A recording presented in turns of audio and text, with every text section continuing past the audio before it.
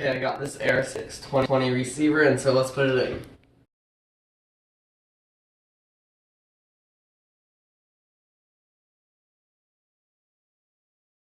in. So this is the old receiver, and this is the new receiver.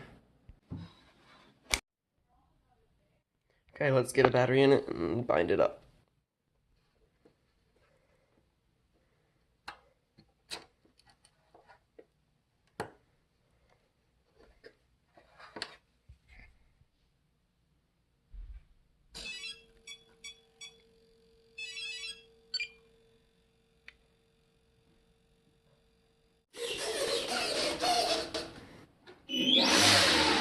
Awesome, it's ready to go. Stay tuned for the flight video.